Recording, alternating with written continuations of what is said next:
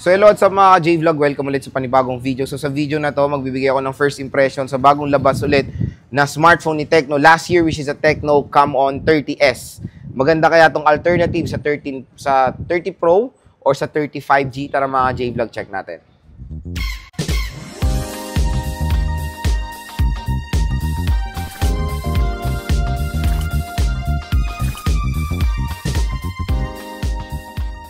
So yun mga J-Vlog, may bagong labas na naman si Tecno na smartphone sa lower mid-range segment. Kasi kaya kung sinabi itong lower mid-range segment, kasi yung SRP niya is beyond 10,000 pesos. Pero pag binili nyo to sa Shopee, sa online store nila below SRP, makukuha nyo siya ng entry-level price, kumbaga.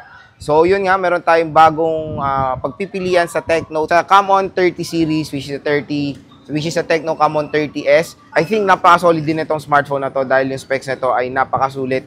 Again, hindi po to full review. Nagbibigay lang ako ng first impression sa mga bagong labas na smartphone, yung price, specs, and yung kanilang availability. So, yung topic nga natin ngayon is a Tecno Camon 30S at available na siya sa Shopee. Tinignan natin siya sa ibang third-party na shop. Ang presyo niya is 9,399 pero meron nga siyang SRP na 10,999 pesos or almost 11,000 pesos itong smartphone na to. So, meron siyang 8GB of RAM and 256GB of internal storage. At yun nga, kung makikita natin na dito sa ibang store sa Shopee, which is third-party na legit shop, is below 10,000 na siya. At kung makukuha nyo pa to ng mas mura, kung may voucher pa kayo, baka makukuha nyo pa ng magandang deal itong Tecno Camon 30S. Or malay nyo, sa payday sale ni Shopee, makuha nyo rin siya ng mas mura.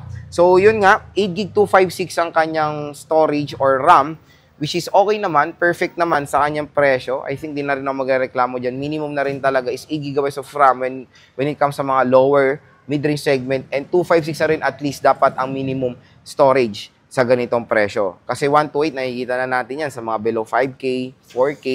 256, kailangan na natin mag-level up when it comes sa ganitong mga presyong smartphones. At yun nga pala, kung interested kayo sa Tecno Camon 30S, ilalagay ko po yung link niya sa description box. So, number 1 mga J-Vlog na pag-usapan natin, dito muna tayo sa specs. Specs is, dito muna tayo sa kanyang display. Meron siyang 6.78 inches AMOLED display na may resolution ng Full HD Plus 1080p by 2436 pixels na merong 120Hz screen refresh rate.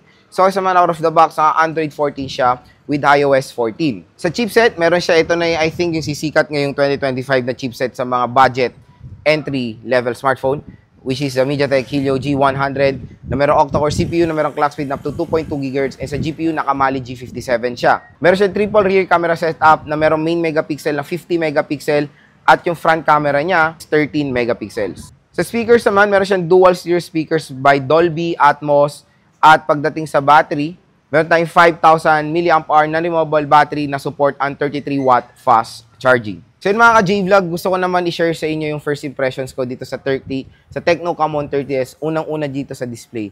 So nakakatuwa talaga sa mga ganitong smartphone today ngayon 2025 is naka-AMOLED na po lahat, karamihan ng mga ganitong presyong smartphone, which is yan naman na dapat talaga, magandang display. Even nakikita na nga natin AMOLED sa presyong 6 5,000 pesos when it comes sa Transsion brand. Pero I think kailangan mag-level up din ng mga ibang brands tulad na lang ng Vivo, Oppo, Samsung when it comes sa mga presyo nilang ganito na mas pagandahin nila yung display. Kasi yung Transsion, tignan nyo naman, napakasulit. AMOLED na, malaki pang display, 120Hz screen refresh rate pa. So solid din yung display nitong smartphone na to na ma-offer ng Tecno Camon 30S. Number 2 sa camera. Camera ay, ito nga, kaya nga Camon, nakapag-review na rin tayo ng isang Tecno Camon 30 series din, na sobrang solid ng camera niyan mga J-Vlog na entry-level smartphone.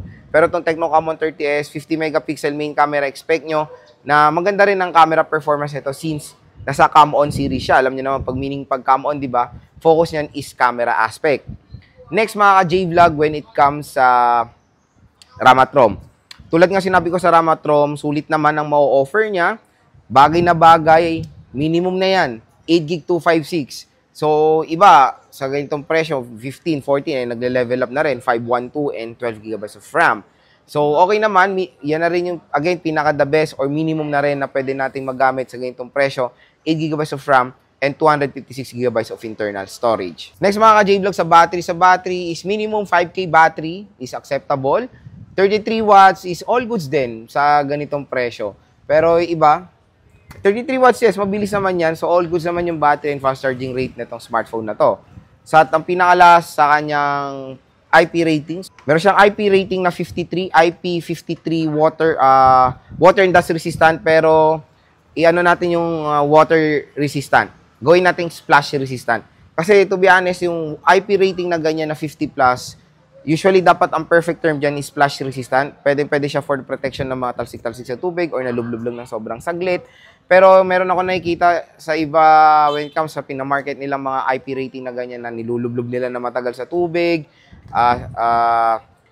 Again, yung mga ganyang scenario, dapat mas mataas ang ingress protection.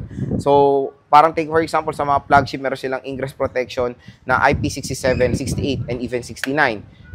Hindi po mga waterproof yun. Water resistant lang. Meaning kasi pag waterproof, yun po talaga yung legit na pag nilublob nyo sa tubig, sobrang tagal, kahit sobrang lalim, yun po yung waterproof. Water resistant naman, meron lang tayong certain deep na pwede nating malublob yung smartphone natin na merong certain time lang. I think 30 minutes lang ata pag mga ingress protection 67, 68, mga ganyan. 30 minutes, 5 feet, yung mga ganyang mga scenario lang. Pero pag splash resistant, IP50 plus na rating, mga talsik-talsik lang. For example, nilagay nyo to sa motor, yan, natatalsik ang tubig, nababasa ng tubig ng saglit. Yun po yung perfect term sa mga ganyan na splash resistant. So again, okay rin na may ingress protection na ang mga entry-level smartphones today na isang magandang feature yan ng smartphone na to. So ilang mga J-Vlog, so far yung first impressions ko dito sa Tecno Camon 30S. Hopefully nakatulong itong mga sinabi ko sa inyo kung nagde-decide kayo bumili na itong smartphone na to. Pero abangan nyo na lang, gagawa tayo ng full review, game test, and even unboxing na itong Tecno Camon 30S. Bibili na tayo niyan. When it comes sa kanyang overall specs, pag nakuha nyo to ng below 10,000 pesos, sulit din naman itong smartphone na to.